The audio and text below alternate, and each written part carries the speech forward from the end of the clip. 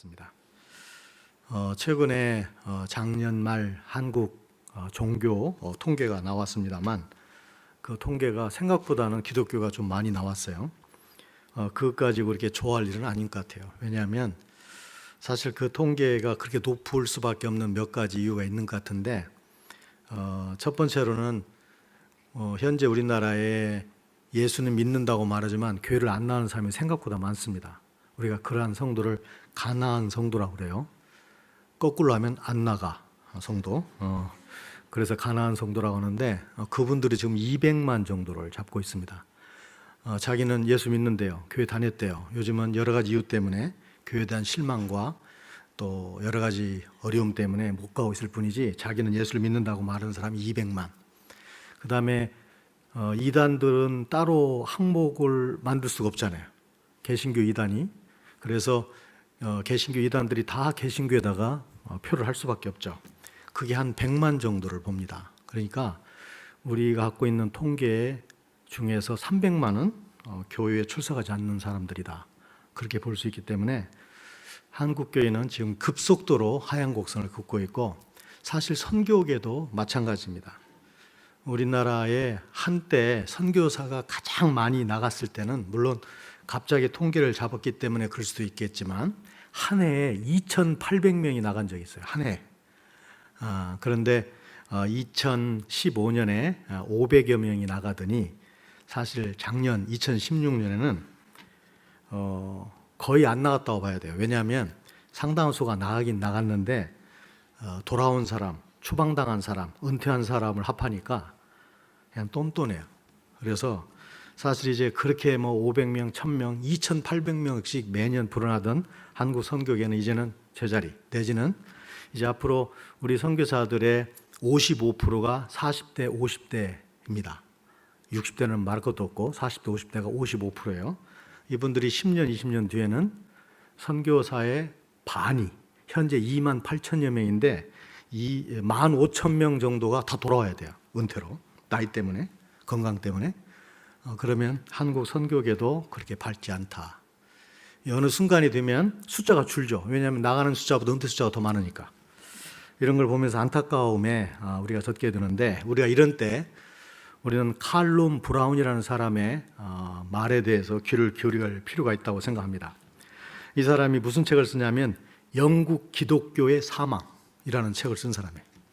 영국 기독교가 왜 이렇게 엄청난 하향 곡선을 긋게 되었는가, 영국 기독교가 왜 이렇게 사망 선고를 받아야 할 정도로 형편없이 되었는가, 이거에 대해서 책을 썼는데, 사실 많은 사람들이 영국 기독교의 쇠퇴에 대해서 여러 가지 이유를 내놨어요. 문화적인 이유도 내놓고 사회적인 이유도 내놓고, 어떤 사람은 산업화가 가장 큰 원인이다. 산업화가 되면서 이 사람들은 교회에 나가지 않는다. 먹고 살만해지면 신앙 별로 중요하지 않다. 이런 이유도 내놨고, 또 어떤 사람은 세계 양대 대전을 겪으면서 그럴 수밖에 없었다. 신이 계시다면 정말 이렇게 처참한 일을 할 수 있겠느냐, 그에 대한 실망과 좌절 때문에 그런 거다. 라는 많은 이유를 가지고 분석을 했어요. 저는 그러한 분석들이 맞다고 생각합니다. 일리가 있고 분명하게 이유를 설명해 주는 부분이 있는 게 사실이에요. 그런데 이 칼룸 브라운이라는 사람은 그런 걸 다 제쳐놓고 가장 중요한 영국 신앙의 쇠퇴를 뭘로 뽑았냐면 신앙 전수의 실패다. 수세기 동안 이어오면서 기독교는 이제 완전히 신앙을 전수하는 데에서 실패하고 말았다. 이 사람은 이렇게 이유를 댔습니다. 저는 그 사람의 그 이론을 보면서 맞다. 한국에도 여러 가지 기독교 쇠퇴 원인이 있겠지만 어쩌면 저것일 수 있겠다. 근본적인 이유는, 그런 생각을 하게 되었습니다. 그래서 오늘 첫 시간 이 주제를 신앙 전수라는 제목으로 잡아봤습니다. 우리가 알고 있는 미국에 있는 유명한 대학들, 세계적으로 10대 대학에 들어가는 유명한 대학들의 대부분은 목사들이 세웠습니다. 그리고 목적은 목회자를 키우는 것이었고, 나아가 사회적 지도자를 기독교적인 지도자로 키우자라는 그런 선한 마음들 때문에 생겨난 대학들입니다. 그러나 요즘에 남아있는 그런 대학들이 기독교 또는 신학, 영적인 지도자, 기독교 지도자를 제대로 배출한 학교는 거의 없다고 봐야 될 것입니다. 세상적인 학문에 있어서 훌륭한 사람을 배출한지는 모르겠지만 원래 그 학교의 설립 목적인 기독교 지도자 양성, 목회자 양성은 아니라는 것이죠. 사실 한국교회는 한때 하루에 눈만 뜨면 6개나 7개씩 매일 교회가 세워진 시대가 있었습니다. 그러니까 아침에 자고 일어나면 7개의 새로운 교회가 전국 어디에서 생긴 거예요. 그런 때가 있었습니다. 그러나 요즘에 와가지고는 어떤 사람은 자고 일어나면 하루에 6개씩 교회가 없어진다, 이런 통계를 내놓은 사람도 있습니다. 어떤 사람은 다시 말하기를 20개 교회 개척하면 하나 성공할지 모르겠다. 제가 최근에 들은 얘기는 통계를 잡아보니까 100개 교회 개척되면 그 중에 하나가 살아남는다. 최근에 어떤 한 큰 교단의 통계를 보니까 자기 교단에 주일학교가 있는 교회가 20%다. 주일학교 없는 교회가 80%다. 사실 이 말은 그 교단에 해당되는 게 아닐 수 있습니다. 왜냐하면 한국 교회에 20%만이 자립된 교회들입니다. 자립되지 못하는 교회 상당한 수가 주일학교가 없죠. 요즘에 한국의 대형 교회들은 수평 이동에 의해서 성도가 불어난지는 모르겠지만 전반적으로 신자가 불어난다고 생각은 되지 않습니다. 이런 상황에서 참 심각하죠. 주일학교가 80% 교회가 없다는 것은 10년, 20년 뒤에는 교회가 빈다는 소리예요. 그렇게 멋있는 대단한 큰 교회를 지어놓고 과연 10년, 20년, 30년, 40년이 지나면 그 교회가 어떻게 될 것인가? 이건 정말 생각하기 싫을 정도로 무서운 일이죠. 이런 상황에서 우리가 과연 어떤 신앙을 우리가 나 개인적으로, 우리 가정적으로, 우리 교회적으로, 한국적으로 잡아가야 되는 것인가? 정말 신앙이 전수에 실패하면 어떤 비참한 일이 일어나고 이 신앙 전수를 성공하기 위해서는 어떤 신앙의 자세를 가져야 되는가? 그런 점에서 이 사사기는 우리에게 큰 교훈을 준다고 생각을 합니다. 3,500년 전에 이스라엘에 그런 일이 있었어요. 신앙 전수의 실패 때문에 뼈아픈 사실이, 뼈아픈 역사가 이제 사사기에 아주 잘 기록이 되어 있습니다. 오늘 내용을 보시면 여호수아가 이스라엘 백성에게 말을 하죠. 각자 땅으로 돌아가라고. 이미 분배하던 땅으로 돌아가라고. 그래서 모든 사람들이 각자 주어진 자기의 땅으로 돌아가고 자기들의 몫을 차지하게 되죠. 이제 오늘 성경은 뭐라고 되냐면 여호수아가 사는 날 동안 이스라엘 백성이 여호와를 섬겼다는 것입니다. 또 그뿐만 아니라 장로들이 살아있는 동안에도 그들이 여호와를 섬겼다고 되어 있어요. 그리고 그 장로들은 어떤 사람들인가? 하나님께서 이스라엘 백성에게 하신 큰 일을 본 사람들이다, 이렇게 얘기했습니다. 그런데 이제 어떤 획기적인 변화가 일어나죠. 그 뭐냐면 여호와의 종 눈의 아들 여호수아가 110세에 죽습니다. 죽고 난 다음에 이제 사람들은 딥낫 헤레스라는 땅에, 그 땅이 여호수아 지파가 갖고 있는 땅이고 그 땅은 에브라임 산지에 속해 있는 가스산 북쪽에 있는 땅이 있는데 거기에다가 여호수아를 장사 지내죠. 그러고 난 다음에 그 다음 구절이 무섭습니다. 여호수아와 같은 시대에 살았던 사람들이 다 죽게 돼요. 그러고 난 다음에 어떤 일이 생기는가? 이제는 그 뒤를 이은 후손들이 바로 자라나게 돼요. 그런데 그 자녀들은 어떤 다른 점이 있었는가? 여호와를 알지 못했다는 것입니다. 그리고 여호와께서 이스라엘 백성에게 하신 일에 대해서도 알지 못했다는 것이에요.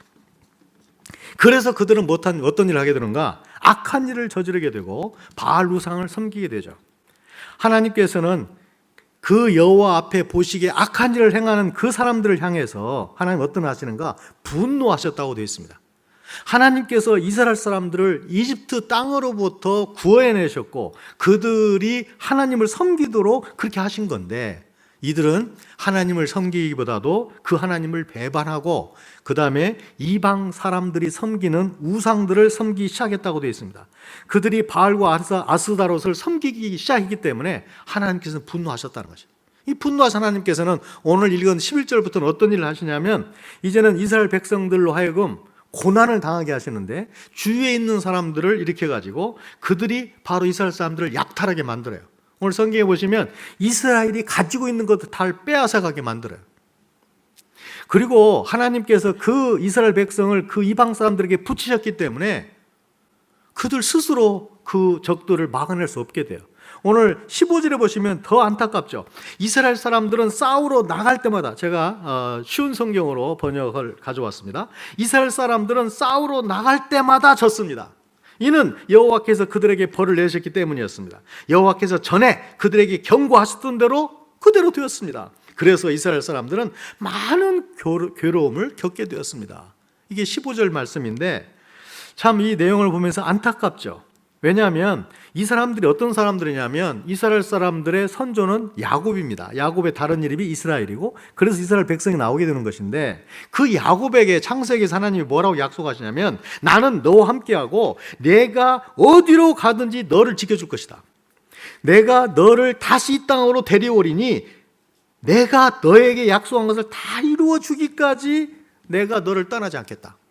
이렇게 귀한 약속을 해주셨고 이제 출애굽한 그들의 후손 이스라엘 사람들에게도 뭐라고 신명기에 약속하시냐면 네가 들어가도 복을 받고 나가도 복을 받고 이렇게 약속을 받았던 사람들이 바로 이스라엘 사람들입니다. 복을 받을 뿐만 아니라 창세기 12장에 보시면 복의 통로로 복의 근원으로 복덩어리로 내가 너를 쓰겠다. 그렇게 약속을 받던 사람들이 싸움에 나갈 때마다 졌습니다. 왜냐하면 하나님이 벌을 내셨기 때문에 그렇습니다. 이건 하나님이 경고하신 대로 그대로 된 것입니다.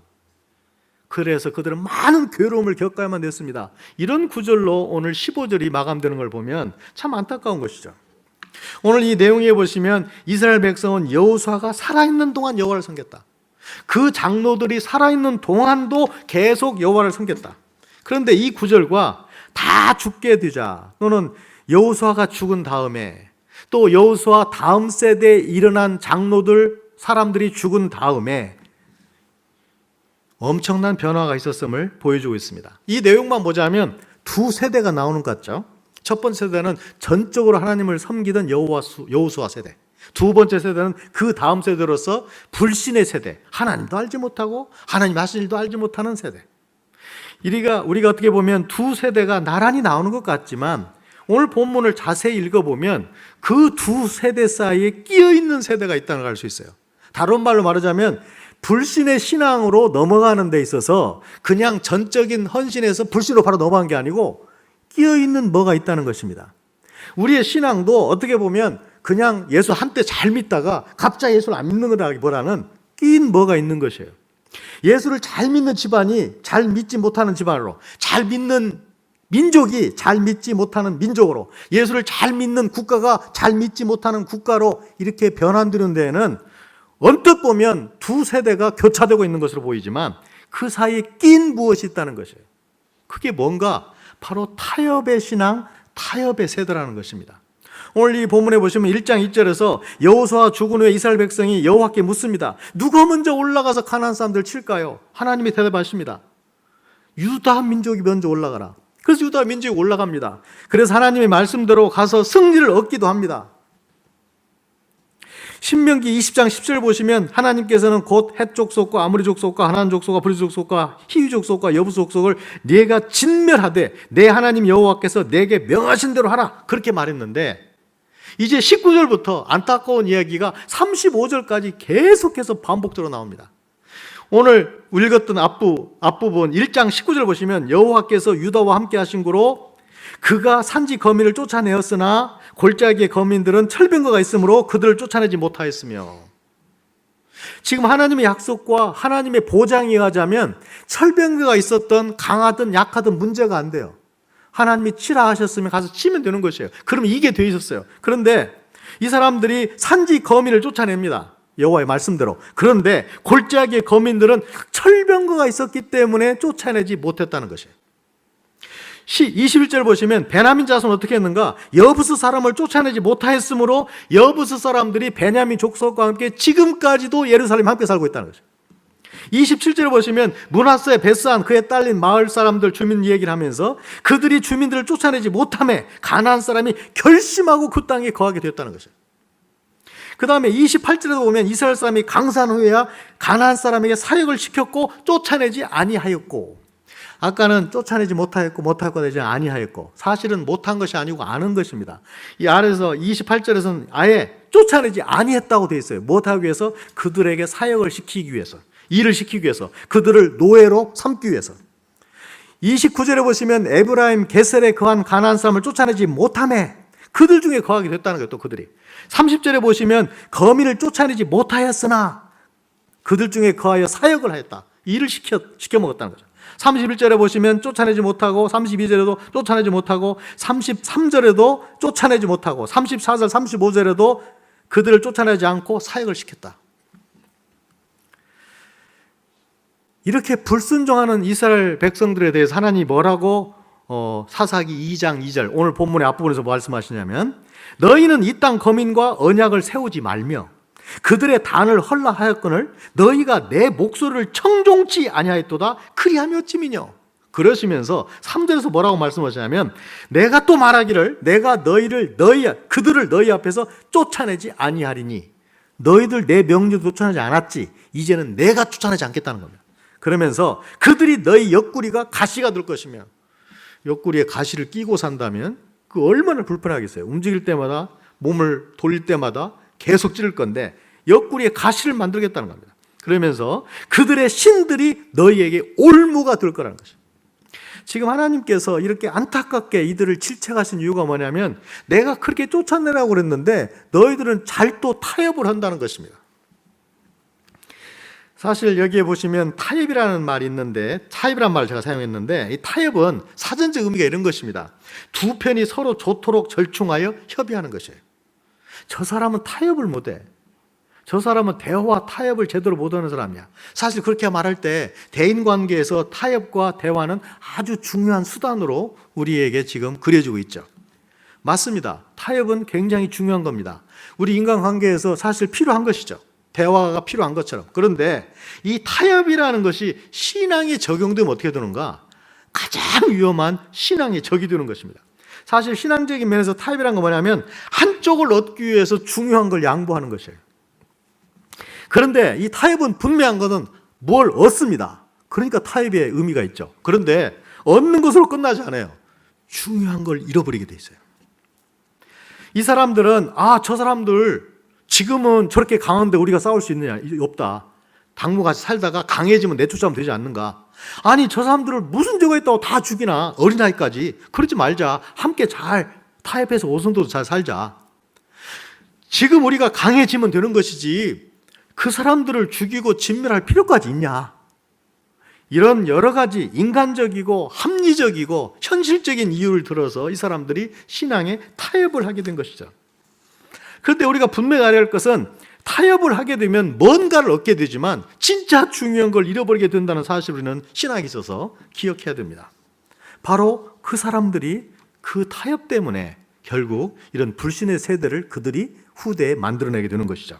자, 그렇다면 우리가 신앙 전수에 있어서 실패할 수밖에 없는 이유가 뭔가? 이스라엘 사람들은 왜 신앙을 자기 자식들에게, 자기 후손들에게, 자기 후대의 사람들에게 전달하는 일에 실패하고 있는 것인가? 제가 이유를 한 세 가지를 한번 찾아보았습니다. 첫 번째로는 하나님의 말씀을 가르치는 데 특별한 관심을 이들은 갖지 않았습니다. 오늘 10절에도 보시면 여기에 뭐라고 되어 있냐면 여호와를 알았어요. 여호와가 하신 일도 알았어요. 그게 바로 여호수아와 여호수아 후대 바로 나와 있는 그 사람들의 신앙이었어요. 그런데 그 다음에 일어난 세대는 여호와를 알지 못했대요. 그리고 여호와가 하신 일도 알지 못했대요. 그러면 왜 그런 일이 생긴 것인가? 하나님께서 그 후대에는 여호와를 알지 못하도록 막으신 건가? 아니에요. 아주 단순한 이유가 거기에 깔려 있습니다. 그 사람들이 자기 자식들에게는 여호와를 안 가르친 것이에요. 그러니까 모르는 거죠. 여호와께서 어떤 일을 하셨는가? 얼마나 엄청난 일을 하셨는가? 홍해를 가르시고 10개의 재앙을 내려서 그들을 치시고 광야에서 어떻게 인도하셨고 메추라기를 어떻게 공급하셨고 만나는 어떻게 먹이셨고 이런 엄청난 수많은 일들에서 가르치지 않았기 때문에 그들이 알지 못한 것이에요. 결국 바로 이 타협의 세대들이 한 게 뭐냐면 그들은 여호와의 말씀을 가르치지 않는 것입니다. 아니 그 앞세대부터 잘못된 생각을 해놓는데 하나님의 말씀을 가르치는 데는 관심이 없었어요. 사실 신약성경에 보시면 하나님의 말씀을 잘 전수하는 한 좋은 예가 나옵니다. 그건 디모데 후서에 나와요. 2장 2절에 보시면 바울이 디모데에게 편지를 쓰면서 이렇게 얘기합니다. 네가 많은 증인 앞에서 나에게 들은 바를 충성된 사람에게 부탁하라. 그러면 그 충성된 사람들이 또 다른 사람들에게 가르칠 수 있으리라. 여기에 3세대가 나오죠. 바울이 디모데를 가르쳤어요. 디모데가 충성된 사람들에게 바울에서 배운 것을 가르칩니다. 그러자 그 충성된 사람들이 디모데에게 배운 것을 다른 사람에게 가르칩니다.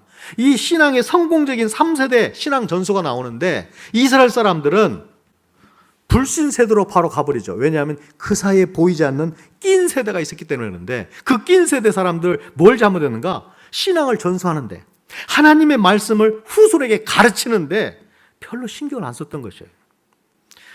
우리가 우리들의 자녀를 키우면서도 주일학교에만 맡겨놓고 우리가 말씀을 가르치지 않고 우리가 그들에게 신앙 전수를 꾀하지 않는다면 그들이 어떻게 하나님을 알며 그들이 어떻게 부모 세대에 하나님께서 하신 크신 일들을 그들이 알겠냐는 말이죠. 바로 이들이 신앙 전수에 실패한 첫 번째 이유가 그래서 그들은 후손에게 자식들에게 말씀을 가르치는 데 대해서 소홀히 했을 뿐만 아니라 특별한 관심도 없었다는 것입니다.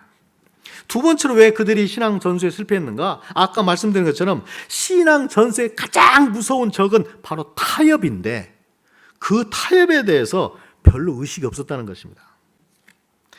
이 개인의 신앙이 한때 나도 잘 믿었어. 그 잘 믿었던 신앙이 요즘은 내가 왜 이렇게 되는지 모르겠어. 이렇게 바로 넘어가지 않는다는 것입니다. 그 중간에 뭐가 있는 것이에요. 낀 신앙이 있어요. 타협의 신앙이 있는 것이에요. 사실 우리가 타협을 하는 데는 나름대로 이유가 있습니다. 아니 아무 이유도 없이 우리가 타협을 하겠습니까? 이 타협의 첫 번째 그 원인은 뭐냐면 하나님의 말씀을 전적으로 신뢰하지 않기 때문입니다.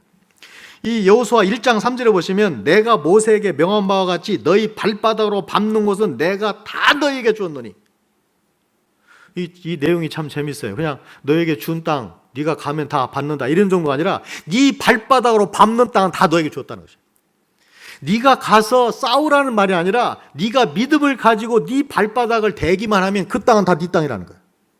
그러면서 1장 6절에서 뭐라고 말씀하시냐면 마음을 강하게 하라 담대하라 너는 이 백성을 내가 그 조상에게 맹세하여 주려는 땅을 얻게 하겠다는 거예요. 내가 아브라함부터 시작해가지고 조상 대대로 약속하고 확증하고 맹세했던 땅인데 그 땅을 내가 주겠다는 것입니다. 네가 땅을 발바닥으로 밟기만 하면. 하나님의 이 말씀을 전적으로 신뢰하지 않고 이 사람들은 자기 생각들을 한 거예요. 아니 뭐 그렇게 피비린내나는 전쟁할 필요가 뭐 있어. 같이 살면 더 좋지. 또 우리가 지금은 약해. 지금은 안 돼. 힘을 길러서 그들을 나중에 쫓아내야 돼. 지금 이 사람들은 충분히 강해. 그냥 우리가 타협하고 사는 게 잘하는 것이야. 여러 가지 이유를 들어가지고 합리적이고 인간적이고 현실적인 이유를 들어가지고 그들은 타협을 시작한 것이에요. 왜 사람은 타협하게 되는가? 하나님의 말씀을 그대로 신뢰하지 않기 때문에 타협하는 것입니다. 하나님의 말씀을 그대로 믿지 못하면 타협을 모색하게 되는 것이에요. 두 번째로 왜 이들은 타협을 모색하게 되었는가? 눈앞의 이익 때문에 그렇습니다. 아니 이 사람들이 생각할 때 아니 저 사람들이 무슨 죄가 있다고 다 죽이냔 말이죠. 더군다나 어린애까지. 왜 쫓아내요? 왜 죽여요? 저들을 잘 구슬러서 타협을 해서 노역을 시키면 일을 시키면 얼마나 이익이 크겠냐는 거죠. 함께 잘 살아야지. 그동안 오랫동안 살아왔던 사람들인데 이렇게 생각한 것이죠. 이게 인간적으로는 굉장히 합리적일지 모르지만 하나님의 명대에서는 완전히 불순종하는 것이에요. 왜 하나님이 그들을 다 몰아넣으셨냐면 그들이 너희들에게 끼칠 우상에 대한 영적인 영향력 때문에 너희들이 그들을 놔두면 그들이 올무가 된다. 그들이 옆구리에 가시가 될 것이다. 이 말씀을 하신 것이에요. 그런데 이 사람들은 어떻게 타협하냐면 이 이익을 왜 우리가 마다할 이유가 뭔가. 그래서 1장에 보시면 사역을 시켰다, 노역을 시켰다는 말이 4번 나옵니다. 28절, 30절, 33절, 35절. 제가 그래서 한번 이 설교를 준비하면서 생각해 봤어요. 도대체 이 이익이 얼마나 컸을까? 적진 않았을 텐데. 물론 지금 그때 이익을 지금의 돈으로 노동력 값으로 환산하면 의미가 별로 없죠. 하지만 그 노동력 값이 우리 생각보다 엄청나게 컸겠구나라는 뜻으로 한번 계산해 봤어요. 노역자를 10만 명으로 봅니다. 가나안 사람들을 부린 숫자를 이스라엘 사람들 전체가. 그러면 요즘에 아주 싼 그냥 막일로 그냥 쉽게 돈을 계산해서 5만 원만 계산해 봐도 이들이 하루에 이 노역자를 통해서 얻는 이 경제적 혜택이 얼마냐면 50억이에요. 50억. 10만 곱하기 5만 하면.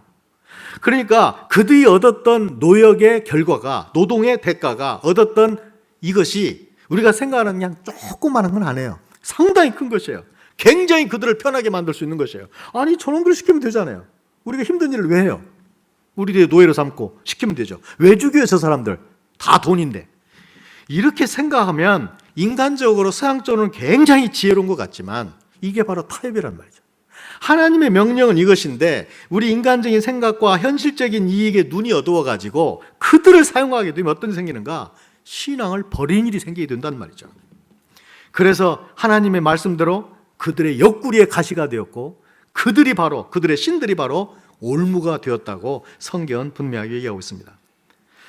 왜 이들이 타협했는가? 눈앞의 이익 때문에 그랬다는 것이죠. 세 번째로, 이제 우리가 왜 신앙 전수에 실패할 수밖에 없는가? 계속적인 신앙은 계속적인 결단이라는 사실을 잊을 때, 인식하지 못할 때 우리는 실패할 수밖에 없다는 것입니다. 이 여호수아에서 보면 24장에서 여호수아가 이런 말을 합니다. 오직 나와 내 집은 여호와를 섬기노라. 이제 죽음 얼마 앞둬놓고 여호수아가 이렇게 얘기합니다. 오직 나와 내 집은 여호와만을 섬기겠다는 것이죠. 너희들도 결단하라는 겁니다. 그러면서 이런 말하죠. 여호수아가 이르되 그러면 이제 너희 중에 있는 이방 신들을 치워버리고 너희의 마음을 이스라엘 하나님 여호와께 향하라. 두 가지를 얘기합니다. 하나는 이방 신을 제거하라는 거예요. 너희 삶 속에 있는 우상을 제거하라는 것이에요. 두 번째는 하나님께 온 마음을 향하라는 것이에요. 여기 보면 이방신을 치워라라고 되어 있는데, 이방신을 제거하라는 말은 우리가 생각하는 바알신이나 아스다롯신이나 이런 신만을 얘기하지 않습니다. 성경에 보시면 우리가 숨길 수 있는 우상에 대해서 정의를 내리고 있죠. 그 우상에 대한 정의를 보시면 결국 하나님과 경쟁 관계에 있는 것, 하나님과 비교 대상이 되는 것은 다 우리에게 우상이 될 수 있다는 것입니다. 그래서 심지어 탐심은 곧 우상 숭배라고까지 성경은 이야기하고 있습니다. 바로 그런 것들을 매일매일 한 번 쳐내면 끝나는 게 아니고 매일매일 삶 속에서 버려야 된다는 것이에요. 특별히 골로새 3장 5절 보시면 땅에 있는 지체를 죽이라. 곧 음란과 부정과 사욕과 악한 정욕과 탐심이니 탐심은 곧 우상 숭배니라. 하나님과 경쟁 관계에 있는 것들을 쳐내지 않으면 안 된다는 것이에요. 또 하나는 뭐냐면 하나님을 전적으로 믿어라. 그러면서 하나님께로 우리 마음이 향하도록 하라는 것입니다. 제가 그 인도네시아 이 끄웨르바 이리안자의 끄웨르바 부족 성경 번역을 할 때 상당히 난감한 일이 자주 일어났는데, 그 일은 뭐냐면 단어를 찾지 못하는 것이에요. 이 부족말이 이 부족 사회에 격리된 사람들이 자기의 삶을 살아왔기 때문에 그들의 문화와 그들의 삶과 관련된 보캐블러리는 아주 발달해 있어요. 우리 상상을 초월해요. 그러니까 예를 들자면 우리는 뱀 하나 알지만 그들은 뱀이 굉장히 중요한 동물이기 때문에 독사가 15%나 되고, 그래서 뱀 이름이 정확히 알려져야 돼요. 누가 뱀에 물려 실려왔는데 무슨 뱀에 물렸냐 물었더니 모른다는 거예요. 그러면 지금 응급조치가 달라져야 되는데 큰일 나죠. 그러니까 모든 뱀을 다 이름을 붙여놨어요. 그러니까 지나가는 아이 보고 한 10살 먹은 애 보고, 야 네가 아는 뱀 한번 다 불러봐. 그러면 앉은 자리에서 뱀 이름을 40개 50개 그냥 돼요. 무슨 뱀이 아니라 아예 뱀 이름이 다 틀려요. 그래야 구분하죠. 독사에 물렸구나. 괜찮구나 이건. 바나나 여러분 몇 종류 아세요? 우리 부족 사람들은 그냥 앉은 자리에서 바나나를 50개 60개는 다 말해요. 종류가. 인도네시아 이리안자에만 바나나가 200종류가 있습니다. 그 사람들의 삶과 직접 관련되어 있기 때문에 그래요. 그러다 보니까 그 사람들이 성경에 나와 있는 용어 중에 꼭 성경 번역할 때 필요한 용어, 우리가 그걸 핵심 용어라고 그러는데 핵심 용어가 생각보다 없어요. 제가 조사해 보니까 핵심 용어가 60%만 있고 40%는 없어요. 그러니까 성경을 번역할 때 그래서 시간이 또 오래 걸리는 거예요. 단어가 없는데 어떻게 번역을 해요? 자, 그렇다면 가장 난감했던 게 뭐냐면 믿는다는 단어가 없는 거예요. 믿음이라는 단어가 없어요. 요한복음 어떻게 번역하죠? 핫절이 멀다고 믿는다는 단어가 그렇게 많이 나온 요한복음 어떻게 번역해요? 그런데 우리가 확신할 수 있는 게 뭐냐면 이 사람들이 믿는다는 단어가 없다고 해서 믿는다는 개념이 없는 건 아니에요. 왜냐하면 우리가 믿음 없이 어떻게 살아요? 사실 제가 여기서 편안하게 설교하고 있는 이유는 이게 무너지지 않는다는 믿음이 있어서 제가 이렇게 있는 겁니다. 여러분이 앉아 계신 이유는 의자가 갑자기 꺼지지 않는다는 믿음 때문에 앉아 계신 거예요. 사실 우리의 크고 작은 종류별로 수많은 믿음이 있는데 우리는 믿음 없으면 한순간도 못 살아요. 믿음 없으면 가정도, 믿음 없으면 사회도 유지가 안 돼요. 그러면 그들에게 믿음이라는 개념이 없겠는가? 있죠, 당연히. 다만 믿음이라는 개념을 표시하는 한 단어로 된 단어가 없을 뿐이에요. 그러니까 그 개념을 찾아야 되는 것이에요. 그래야 성경을 그들이 마음속에 이해할 수 있도록 번역하는 것이죠. 그냥 인도네시아 말이나 다른 언어를 차용해다 써버리면 간단해요. 이 단어가 이런 뜻이다. 마음에 와닿지 않아요. 그래서 제가 지금 기억해보면 한 6개월 이상을 고민했던 것 같아요. 다른 번역을 해나가면서 도대체 믿는다는 개념을 이 사람들은 어떻게 표현할까 고민하다가 드디어 찾았어요. 그 사람들은 믿는다는 단어를 개념 어떻게 사용하냐면 생각한다는 단어로 쓰는데 그냥 단순한 생각이 믿음이 아니고 이렇게 생각하는 걸 믿음이라고 말해요. 그 대상만을, 그게 물건이든지 사람이든지 그 대상만을 진실되게 계속적으로 생각하는 거, 이게 믿음이에요. 그러니까 우리가 하나님을 믿는다 이 말은 뭐냐면 하나님만을 진실되게 계속적으로 생각한다. 이게 하나님을 믿는다는 말이에요. 지금 바로 하나님이 여호수아를 통해서 이스라엘 백성이 요구한 게 그것입니다. 너희들은 나만을, 너희들은 내 말씀만을 진실되게 계속적으로 생각을 하는 것이에요. 우상을 버리는 걸로 끝나지 않고 이건 소극적인 면이고 적극적인 면은 하나님만을 신뢰하라. 하나님만을 생각하라. 우리는 한 가정, 또 한 사람, 한 교회, 한 국가의 신앙을 어떻게 정말 바람직하게 전수할 수 있겠는가? 한국 교회, 한국 선교계의 퇴조를 보면서 이 하얀 곡선을 보면서 우리 가정을 보면서 아니 내 신앙을 보면서 어떻게 신앙 전수를 다시 한번 우리가 박차를 가할 수 있겠는가? 신앙 전수에 우리가 세 가지를 생각해야 됩니다. 신앙 전수는 말씀을 가르치는 일로부터 시작합니다. 우리의 아이들에게, 우리의 후손들에게, 우리의 후배들에게 말씀을 가르치려는 관심과 가르치려는 헌신이 없다면 신앙 전수는 실패할 수밖에 없습니다. 결국 그들은 여호와를 알지 못하는 사람, 여호와의 행하신 일도 알지 못하는 사람으로 전락해 버릴 것입니다. 그게 바로 불신 세대죠. 두 번째로는 타협이 얼마나 무서운가를 생각해야 됩니다. 한 개인의 신앙이 타협으로 무너집니다. 한 세대에 그렇게 대단했던 헌신의 세대가 타협으로 무너집니다. 이스라엘 사람들은 바로 눈앞의 이익 때문에 하나님 말씀을 온전히 신뢰하지 않았기 때문에 타협하게 되고 그 타협으로 말미암아 불신의 세대를 그들이 스스로 만들어낸 것이죠. 세 번째로는 신앙은 끊임없는 결단입니다. 한 번 결심했다고, 한 번 실행했다고 되는 것이 아니에요. 계속적으로 우상을 끊어내 가고 계속적으로 하나님의 말씀과 하나님만을 신뢰해가는 삶을 살지 않는다면 결국 우리는 신앙 전수에 실패할 수밖에 없을 것입니다. 우리 한국 사회, 한국 교회의 가슴 아픈 이런 현상들을 보면서 우리가 어쩌면 2017년에 다시 한번 결심해야 할 것이 나는 신앙 전수에 성공하는 신앙이 됐으면 좋겠다. 내 세대에 신앙 전수에 성공하는 그런 사람이 됐으면 좋겠다. 라는 결심을 할 수 있는 그런 2017년이 되기를 주님의 이름으로 축원합니다. 기도하겠습니다. 하나님 아버지,